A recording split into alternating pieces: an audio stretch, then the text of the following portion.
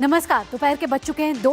मैं हूं हाजिर आपके साथ भावना नैयर, देश का सबसे भरोसेमंद चैनल डीडी न्यूज पर लेकर आपका अपना पसंदीदा शो खबरों का सरपंच न्यूज पंच। इस कार्यक्रम के जरिए हम आप तक पहुंचाते हैं वो खबरें जिन पर रहती है सभी की नजर, यानी आपकी नजर। लेकिन न्यूज पंच में सिर्फ खबर नहीं होती, बल्कि होती है हर खबर की पूरी पड़ताल, वो भी तथ्यों और आंकड़ों के साथ। आपको बताते हैं खबर का हर एक छोटा बड़ा बिंदु। साथ ही ग्राउंड जीरो पर रहती है अपनी संवाददाताओं की टीम, जिनसे लेते हैं हम एक अपडेट, यानी न्यूज पंच में रहती है हर खबर पर पैनी नजर। और आज 2 बजे के इस स्लॉट में जिन प्रमुख खबरों पर हमारी नजर रहने वाली है, उन टॉप लाइंस का रुख कर लेते हैं। उत्तर प्रदेश का बड़ा फैसला, सरकार ने एक्शन के तहत रोहिंग्या भगाओ प्लान का ऐलान किया। कैबिनेट में यह बड़ा फैसला लिया गया है। न्यूज पंच में आपको बताएंगे विस्तार के साथ की स्टोरी। जिस दूसरी खबर पर हमारी नजर रहेगी वो है पश्चिम बंगाल एक बार फिर सुर्खियों में है। ममता बनर्जी की तुष्टीकरण पॉलिटिक्स फेल हुई है, ये कहना है भाजपा का। और आज राज्यसभा में एक प्रमुख सवाल उठा है, जिस पर सरकार ने दी है स्पष्टीकरण। बताएंगे कि क्यों कोलकाता एयरपोर्ट का जो रीडेवलपमेंट वर्क है उस पर लगी हुई है रोक। इसके साथ जिस तीसरी खबर पर हमारा रुख रहेगा वो है राम भक्तों में इस समय खुशी की लहर है। अयोध्या इस समय राम में तो हुई है, लेकिन राम मंदिर म्यूजियम, एक ऐसा विशाल म्यूजियम बनने वाला है अयोध्या में, जिसके रोजगार के अवसर तो पैदा होंगे, साथ ही वैश्विक सांस्कृतिक नगरी के तौर पर भी अयोध्या अब दिखने वाली है। तो ये 3 प्रमुख खबरें रहेंगे जिसमें न्यूज पंच में आज हमारी नजर रहने वाली है। और जिस प्रमुख खबर की हम बात कर रहे हैं इस वक्त न्यूज पंच में, वो है उत्तर प्रदेश से जुड़ी हुई, जहां सरकार ने ले लिया है बड़ा फैसला। सरकार ने ये फैसला लिया है कि उत्तर प्रदेश में किस तरीके से, आपको बता दें, और ये तस्वीर आप देख रहे हैं कि कैसे अयोध्या में खुशी की लहर है इस समय, क्योंकि राम भक्तों में खुशी की लहर इस वजह से है क्योंकि उत्तर प्रदेश सरकार ने एक बड़ा फैसला यहाँ पे लिया है कि राम मंदिर का एक से जुड़ा म्यूजियम जो है वो बनने वाला है। और इससे जो अयोध्या नगरी है उसमें खुशी की लहर है, राम भक्तों में उत्साह नजर आ रहा है। तो आइए न्यूज पंच की शुरुआत करते हैं और सबसे प्रमुख खबर की बात कर लेते हैं। उत्तर प्रदेश से जुड़ी यह खबर है जहां सरकार ने ले लिया है बड़ा एक्शन। अवैध घुसपैठियों पर योगी सरकार ने बड़ा ऑपरेशन शुरू किया है। सीएम योगी आदित्यनाथ ने राज्य के 17 नगर निकायों को सख्त निर्देश जारी करके कहा है कि नगर निकायों में काम कर रहे रोहिंग्या और बांग्लादेशी नागरिकों की पूरी लिस्ट बनाई जाए। यानी घुसपैठियों पर बड़ा एक्शन यहां लेने की तैयारी में है उत्तर प्रदेश सरकार, और उसे संबंधित कमिश्नर और आईजी को निर्देश दे दिए हैं। डिटेंशन सेंटर बनाने के आदेश, सीएम ने ये साफ कहा है कि हर मंडल में एक डिटेंशन सेंटर तैयार किया जाएगा। और ये डिटेंशन सेंटर का काम ये होगा कि प्रदेश के हर मंडल में ये बनाए जाएं। और मुख्यमंत्री योगी आदित्यनाथ के निर्देश के बाद अब अधिकारी जो है वो एक्शन मोड में आ गए।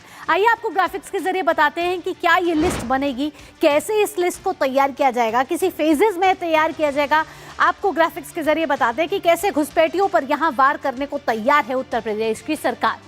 ग्राफिक्स के जरिए आप ये तस्वीरें देख रहे हैं कि कैसे योगी सरकार ने यहाँ बड़ा फैसला लिया। घुसपैठियों के खिलाफ सख्त कार्रवाई के आदेश यहाँ उत्तर प्रदेश सरकार ने दे दिए हैं।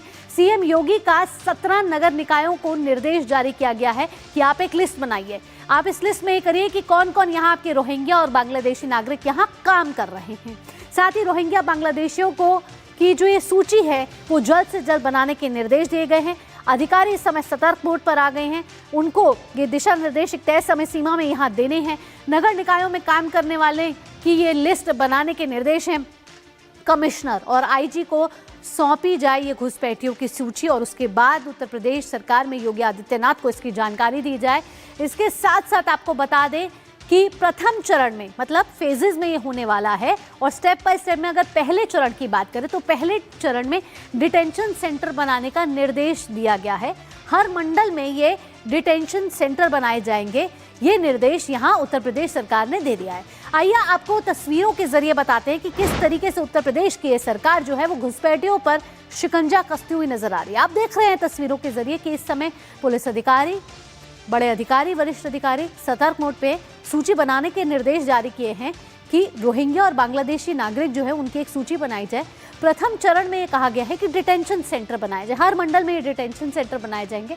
फिर एक कोलैबोरेट करके एक सूची बनाई जाएगी और फिर योगी आदित्यनाथ को इसके बारे में जानकारी दी जाएगी, यानी कि एक एक करके इन घुसपैठियों को कैसे देश से कैसे निकाला जाए और एक संवैधानिक तरीके से न्यायिक प्रक्रिया की तरह से इस सूची को तैयार किया जा रहा है। तो योगी आदित्यनाथ के ये बड़े निर्देश और ये तस्वीरों के जरिए आप देख रहे हैं कि कैसे घुसपैठियों पर इस समय उत्तर प्रदेश की सरकार एक्शन मोड पर है, शिकंजा कसती हुई नजर आ रही है और बांग्लादेशी और ये जो घुसपैठी हैं जो भारत में इल्लीगल तरीके से आए हुए हैं उन पर किस तरीके से एक्शन हो। एक्शन में इस समय प्रशासनिक अमला साफ तौर पर नजर आ रहा है। सीएम के निर्देश के बाद एक्शन में आ चुके हैं प्रशासनिक अधिकारी।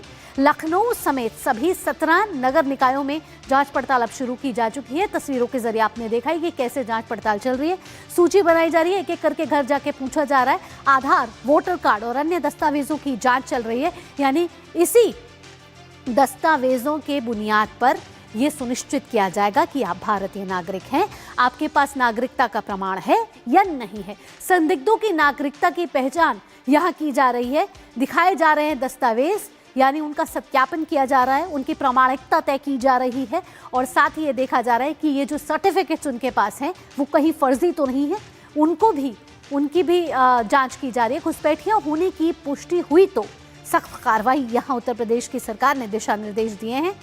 एक एक व्यक्ति का सत्यापन सुनिश्चित करेगा प्रशासन, यानी एक एक व्यक्ति से पूछताछ होगी, एक एक घर जाके ये पूछताछ होगी और उनके सर्टिफिकेट्स, उनके दस्तावेज चेक किए जाएंगे। संदिग्धों को डिटेंशन सेंटर में भेजा जाएगा और उसके बाद उनकी जो देश से उनके अपने देश जाने की जो वापसी है उसकी प्रक्रिया शुरू होगी। तो ये तमाम प्रक्रिया उत्तर प्रदेश सरकार ने ये दिशा निर्देश के जरिए जारी कर दिए। यहाँ हमारे साथ विकास भी जुड़ गए हैं ज़्यादा जानकारी के साथ। विकास, एक बड़ा महत्वपूर्ण निर्देश यहाँ उत्तर प्रदेश सरकार की तरफ से आया है, जहाँ कैसे उत्तर प्रदेश में अगर घुसपैठी बैठी हैं इल्लीगल तरीके से तो उन पर इस समय शिकंजा कसता हुआ नजर आ रहा है साफ तौर पर।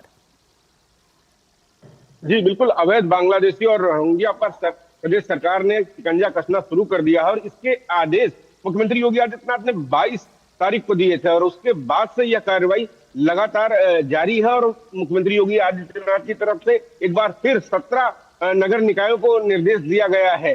आईजी स्तर पर, कमिश्नर स्तर पर यह कहा गया है कि वो इसकी सूची बनाए, सूची तैयार कर ले, वहां पर डिटेंशन सेंटर बनाए जाएं। ये डिटेंशन सेंटर जो मंडल कार्यालय है, मंडल मुख्यालय है, वहां पर बनाए जाएंगे और उन जगहों पर जिन लोगों की पहचान की जा रही है, जो संदिग्ध लोग पाए जाएंगे, उन लोगों को वहां पर रखा जाएगा और उसके बाद उन पर कानूनी कार्रवाई की जाएगी। साथ साथ विदेश मंत्रालय और अन्य दूतावास से संबंध करके इन लोगों को वापस भेजने की कार्रवाई की जाएगी। मुख्यमंत्री योगी आदित्यनाथ ने तय की गई है विकास की कब तक ये सूची तैयार जो है वो हो जाए, लेकिन इससे पहले विकास आपके पास आए, यहाँ वित्त मंत्री निर्मला सीतारमण इस समय लोकसभा में कार्रवाई चल रही है, वहां संबोधित करिए, सीधा रुख करेंगे वहां का। Now it was decided in the GST Council that this borrowing will have to be principal and interest paid back by extending the compensation cess only to that much period which is required for paying the loans back. Even the GST law itself had limited the compensation cess collection to only 5 years, and that is why it ended in 22. But with legal advice and with the complete understanding which the GST Council expressed, and I'm grateful for that to the GST Council, the extension of the GST compensation cess happened till now. In another probably couple of weeks, the loans will be completely repaid. The center therefore wants to make sure that the excise will come back to us so that we can levy that duty. Another argument which is very important for all the members of parliament to know is by the act in GST, you cannot tax any item under the GST beyond 40%.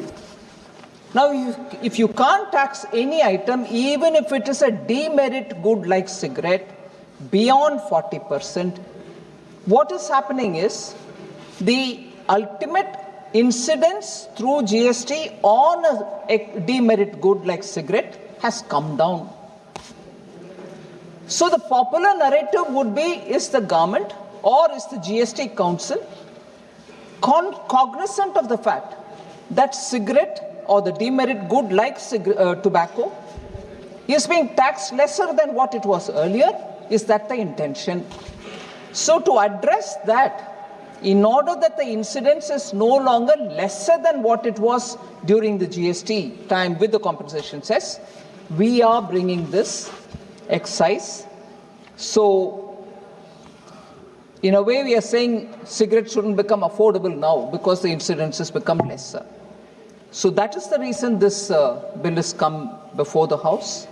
And I would like the views of the honorable members, and if, with your permission, if at the end of the debate there's something more that I will be allowed to speak with your permission, sir, I can reply as well. So thank you very much. D Purandeswari जी।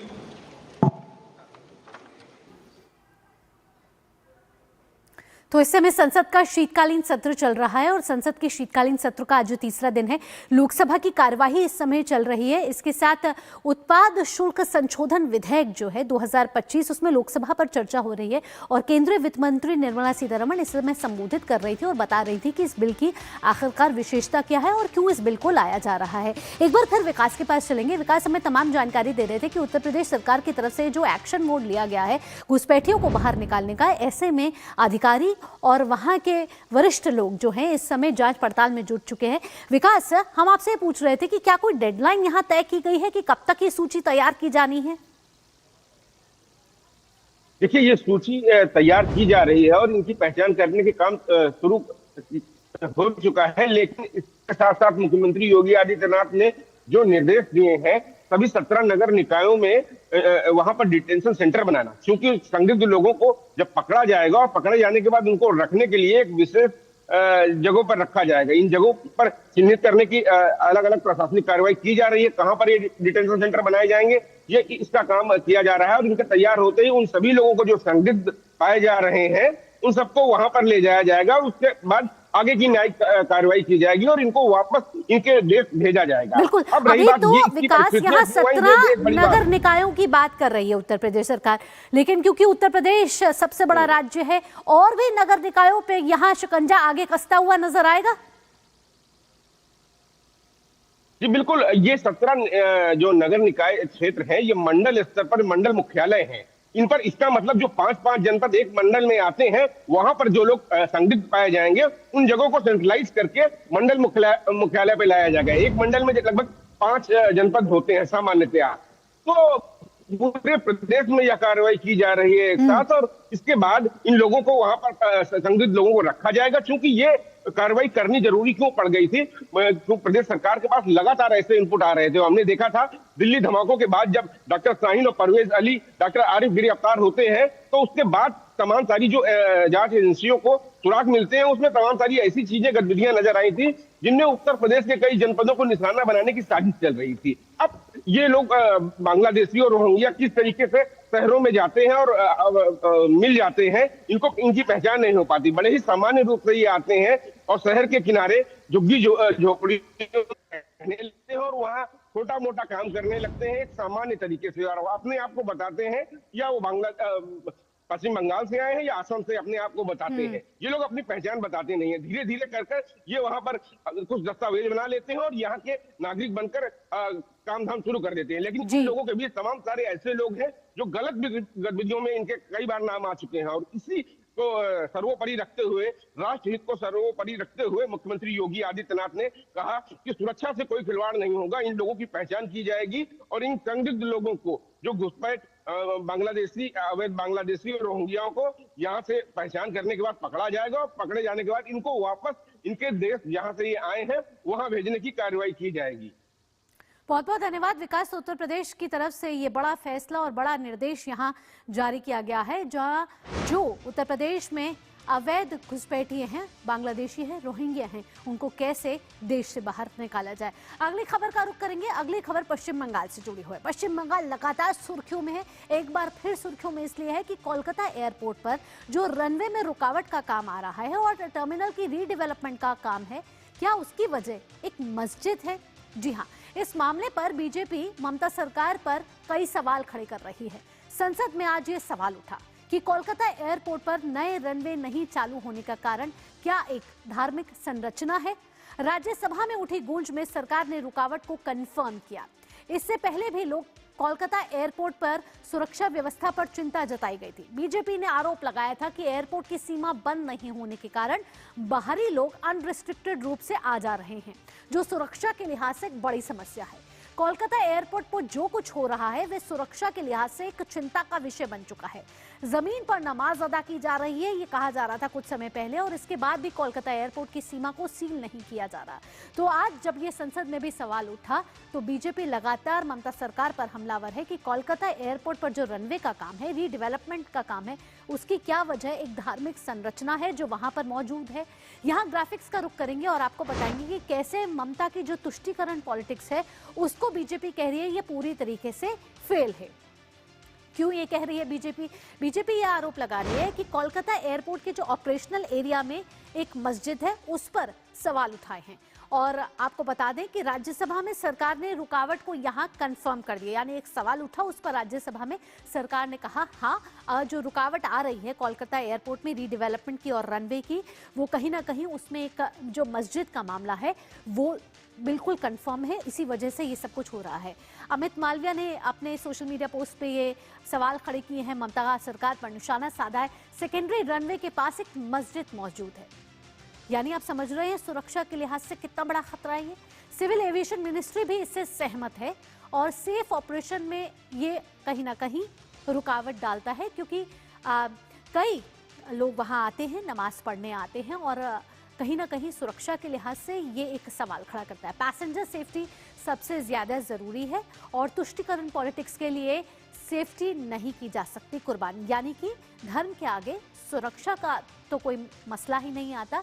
धर्म और सुरक्षा दोनों अलग है। ऐसे में ये बड़ा सवाल उठ रहा है और संसद में भी आज इसकी गूंज उठी है। अगले ग्राफिक्स का रुख करेंगे, आपको बताएंगे कि आखिरकार पूरा मामला क्या है, मस्जिद के कारण क्या क्या यहाँ समस्याएं आ रही हैं कोलकाता के एयरपोर्ट पे। दिक्कतें बताते हैं आपको, कई दिक्कतों का सामना करना पड़ रहा है यहाँ एयरपोर्ट पे। ग्राउंड लेवल पर भी पैसेंजर्स की सिक्योरिटी को लेकर भी नहीं लग पा रहा यहाँ ILS रनवे के विस्तार में।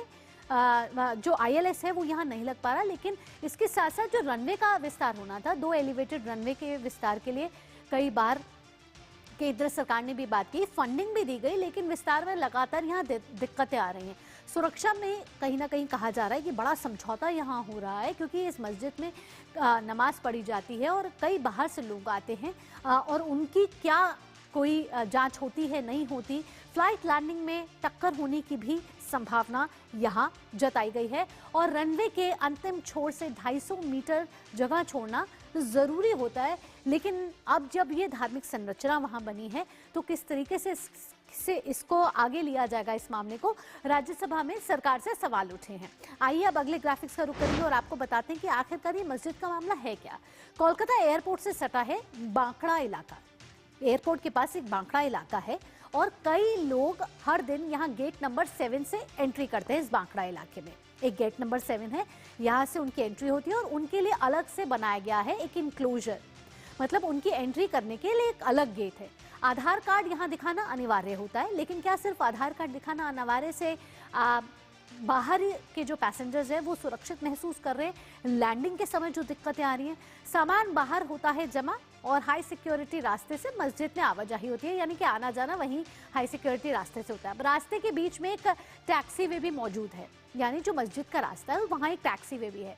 रनवे के थ्रू बस से जाते हैं यहाँ मस्जिद, यानी रनवे से जब बहुत दूर तक चलना पड़ता है उससे एक बस जो है वो उन्हें मस्जिद तक लेकर जाती है। सुरक्षा कर्मी फोन पर फ्लाइट मूवमेंट की लेते रहते हैं जानकारी। ये कई दिक्कतें हैं जो यहाँ सामने आ रही है। एयर ट्रैफिक कंट्रोलर से मिलती है यहाँ फ्लाइट मूवमेंट की खबर, यानी जो फ्लाइट मूवमेंट आने वाली है, लैंडिंग हो रही है या बोर्डिंग हो रही है, उसकी सारी जानकारी यहाँ मिलती रहती है। मस्जिद के कारण एयरपोर्ट के सेकेंडरी रनवे के पास नहीं लगा है ILS। तो ये तमाम दिक्कतें हैं जो यहाँ एयरपोर्ट की रीडेवलपमेंट वर्क और रनवे के विस्तार में दिक्कतें दे रही हैं। ये कहीं ना कहीं ये धार्मिक संरचना जिसको लेकर बीजेपी लगातार सवाल उठा रही है ममता सरकार से, और आज संसद के शीतकालीन सत्र में भी ये सवाल उठा है। यहाँ प्रसन्नजीत बख्शी हमारे साथ कोलकाता से जुड़ गए हैं ज्यादा जानकारी के साथ। प्रसन्नजीत, ये जो मामला है कई समय से हम सुन रहे हैं, बीजेपी इससे पहले भी इस मामले को लेकर सवाल उठा चुकी है ममता सरकार पर। अब ये संसद में भी इसकी गूंज उठी है। क्या ममता सरकार की यहाँ प्रतिक्रिया है और आखिरकार एयरपोर्ट पर सुरक्षा को लेकर क्या यहाँ खतरा पैदा होता हुआ नजर आ रहा है? नहीं भावना, ममता सरकार का कोई प्रतिक्रिया नहीं है। मैं सबसे मजेदार बात, आप तो टेक्निकली बात बताया, मैंने एक मजेदार बात बताऊं। ये जो पूरे एयरपोर्ट की घेराबंदी है ना, दीवारें हैं, हर जगह पे होते रहते हैं, तो इसमें एयरपोर्ट की चारों तरफ एक पुराने हिस्टोरिकल रोड है जिसको जसोर रोड कहते हैं। बांग्लादेश में जो जसोर है ना, इस एयरपोर्ट की बाजू में से इस जसोर रोड कोलकाता से बांग्लादेश की जसोर तक जाने का या बोनगांव बॉर्डर तक जाने का रास्ता है। उस जसोर रोड की बाजू से एयरपोर्ट की जो दीवार है, उस दीवार में से एयरपोर्ट आने जाने का कई गेट है, जैसे आप बता रहे थे। उसमें से 1 नंबर गेट है, 2 नंबर गेट है, ऐसे अलग अलग जगह है। और इस हिसाब से बस स्टॉपेज है कि 1 नंबर बस स्टॉपेज, 2 नंबर बस गेट का बस स्टॉपेज। तो इसमें एक 2.5 नंबर गेट का बस स्टॉपेज है, 2.5 नंबर गेट का बस स्टॉपेज। ये 2.5 नंबर गेट क्या है? ये 2.5 नंबर गेट जहां पे दीवार तोड़ा गया है और तोड़ कर रखा गया है, क्योंकि वहां पे लोग वो तोड़ा हुआ जगह से मस्जिद तक जाते हैं नमाज पढ़ने के लिए पैदल।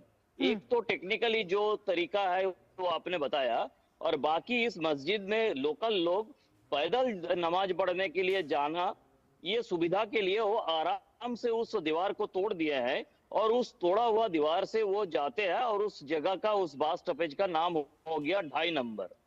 तो आप समझ लीजिए कि यहाँ का हालत क्या है। और इस एयरपोर्ट का जो सिक्योरिटी सिस्टम है वो कहाँ तक प्रसन्नजीत, इसके डूबा साथ हुआ साथ है। मैं संक्षेप में आपसे पूछना चाहूंगी, इस मस्जिद के बारे में भी आप हमें बताइए, कितनी पुरानी है ये मस्जिद? Exactly, क्या मैं जब बता रहा हूं, एयरपोर्ट बना ये उससे कई पहले से सालों ही से यहाँ पर है, ये मस्जिद ये मौजूद वाम थी? मोर्चे के समय से है। और इसको यहाँ से हटाने की, यहाँ पे तो तोड़ने की दूर की बात है, यहाँ पे विनती रखा गया था कि इसको उठा के फिर दूसरे जगह पे लाया जाए, वो भी नहीं हुआ।